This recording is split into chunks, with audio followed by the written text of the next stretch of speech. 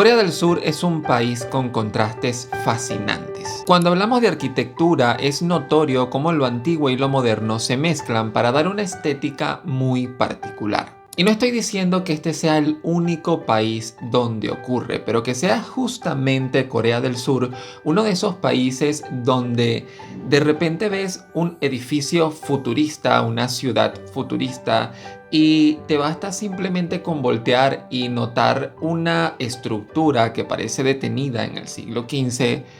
Digamos que no es casualidad. Hola, buenas tardes, Nita Nimnida, y hoy vamos a conversar sobre la arquitectura histórica y moderna en Corea del Sur. Vamos a intentar entender cómo se logró que Seúl, frente a nuestras ciudades, parezca una ciudad impresionante, prácticamente sacada del futuro, pero al mismo tiempo se conserven distintas edificaciones que parece como que si el tiempo se hubiese detenido. Y además quiero que tengamos en cuenta lo siguiente: cuando mencione la arquitectura tradicional de Corea del Sur, realmente estoy hablando sobre la arquitectura histórica de Corea. Y cuando ya hablemos de la arquitectura moderna, allí sí que estaríamos hablando específicamente de Corea del Sur. Esto lo digo porque ya me han comentado en el canal que cuando hablo de la historia de Corea del Sur, realmente estoy hablando de la historia de Corea. No hay que olvidar que Corea es un país, y el tema de que tengamos hoy en día a un Corea del Sur y un Corea del Norte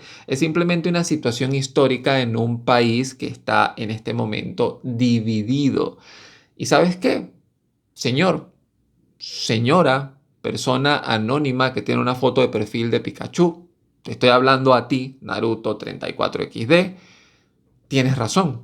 La verdad es que sí, gracias por comentarlo, así que tengamos en cuenta esto. Así que primero empecemos entendiendo a qué nos referimos con arquitectura histórica tradicional. Y lo vamos a hacer de manera muy sencilla y resumida. La arquitectura tradicional la podemos referenciar con tres diseños: el diseño de los palacios, el diseño de los templos y de las casas Hanok. Te he dejado algunas referencias visuales para que te hagas una idea sobre la arquitectura de estos lugares, porque no es mi intención en este video hacer un video muy detallado sobre esos aspectos arquitectónicos que caracterizan estas construcciones. Realmente no soy experto en arquitectura siquiera para poder conversarte sobre esto, pero sí que quiero que de manera visual puedas identificar rápidamente cuál es la estética que caracteriza a la arquitectura tradicional de Corea. Una arquitectura algo parecida en sus palacios y templos a los chinos o japoneses por tema de la influencia del budismo y del confucianismo,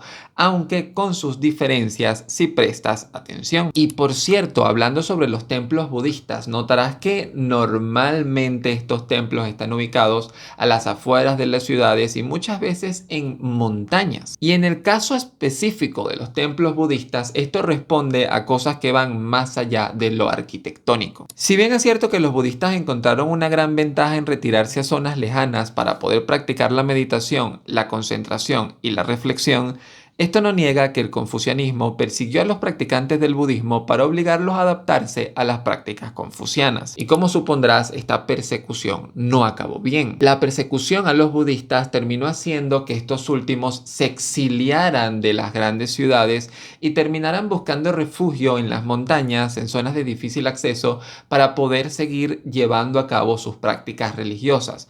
Por eso los templos se trasladaron a montañas y se trasladaron a lugares alejados que sí son bastante tranquilos, se ven muy bien porque además están rodeados de muchísima naturaleza, pero las razones no son, digamos que, estéticas simplemente. Estar bastante lejos de los centros poblados era una forma de poder protegerse a sí mismos y poder seguir llevando a cabo su religión, porque o era eso o era abandonarla. Ahora, sobre el diseño de las casas Hanok sí que me encantaría tener un video aparte para poder conversar sobre sus peculiaridades. Las Hanok son las casas tradicionales de Corea. Su diseño depende mucho de la ubicación geográfica de la casa, depende del clima, pero también reflejaba tu estatus social.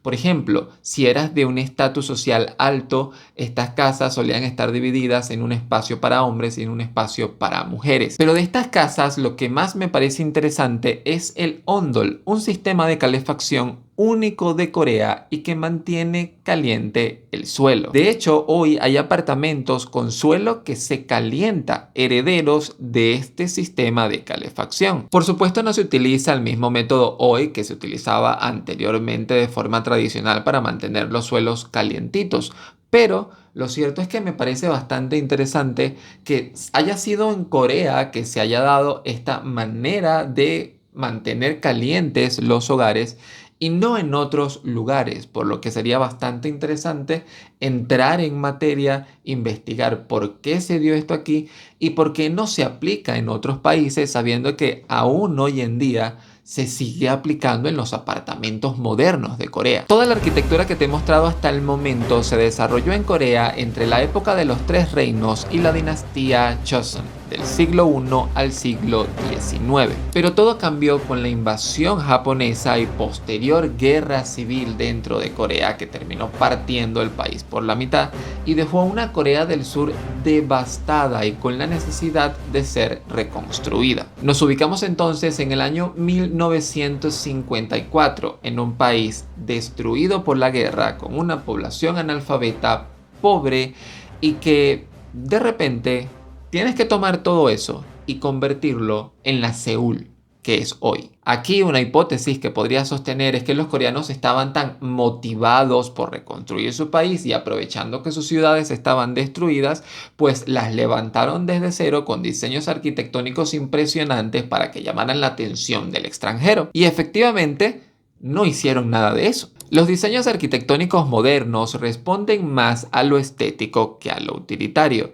Van más por el espectáculo que a por la practicidad, y comprenderás que en un país postguerra se necesita practicidad y no edificios bonitos. Durante al menos unos 40 años, la arquitectura de Corea del Sur, que se basaba principalmente en ahorrar dinero y en utilizar los productos que tenían a disposición, se concentró principalmente en desarrollar la arquitectura doméstica e industrial que respondiera a las necesidades de la población. Necesitaban dónde vivir y necesitaban dónde trabajar. Esto provocó que se ahorrara en costos y por ende se mantuviera un diseño arquitectónico bastante básico y estandarizado. No se buscaba que las ciudades fueran impresionantes, sino que hubiesen edificios para vivir y la infraestructura para poder trabajar y producir. Durante este tiempo, la falta de recursos y la urgencia por construir obligó a emplear una arquitectura sin demasiada personalidad, y al mismo tiempo se buscó preservar todo aquello que no fue destruido por la guerra. Pero todo esto cambió con la llegada de los Juegos Asiáticos de 1986 y las posteriores Olimpiadas del Mundo en 1988. Si ya te viste el video sobre la ola coreana o el fenómeno Hallyu, te darás cuenta que no es casualidad esta fecha, 1988, ya que es crucial para entender por qué Corea del Sur es lo que es hoy en día. Y si no te has visto el video, pues por favor ve a verlo, porque sé que quizá no te lo has visto, porque es uno de los videos que curiosamente más referencio en mis otros videos y es de los que menos visitas tienen. Y es importante que sepas sobre el fenómeno Hallyu para poder entender prácticamente la totalidad de lo que es Corea hoy. Desde este año, Corea del Sur se vio en la posibilidad material, ya con una situación económica mucho más sólida y una necesidad de atraer e impulsar las exportaciones, de mostrar una cara más moderna y atrevida. Empieza así entonces la época de modernización de la arquitectura de Corea del Sur, una movilización impresionante para modernizar las grandes ciudades y que se conoció como la arquitectura deportiva, porque curiosamente este impulso por modernizar se vio dado por eventos deportivos, las Olimpiadas de Seúl, los Juegos Asiáticos y el Mundial de Fútbol del año 2002, celebrado entre Corea y Japón. Y es que esto es lo que resulta sorprendente. La modernización de Corea del Sur es algo relativamente nuevo, y cosas como por ejemplo que sus ciudades estén llenas de grandes edificios muy altos responde más por una cuestión utilitaria. La densidad de población es tanta en estas ciudades que tiene que construir hacia arriba para que la gente tenga donde vivir. Mucha de su arquitectura responde más a la practicidad que realmente a querer lucir como una ciudad del futuro. Pero esto no significa que teniendo ahora la necesidad de destacar y gozando además de una bonanza económica impresionante, esta bonanza haya atraído una nueva generación de arquitectos que tienen una mayor libertad de poder poner su imaginación a producir y hacer arquitecturas u obras arquitectónicas impresionantes que con ayuda de gigantes tecnológicos como Samsung han moldeado el paisaje arquitectónico de la actual Corea del Sur.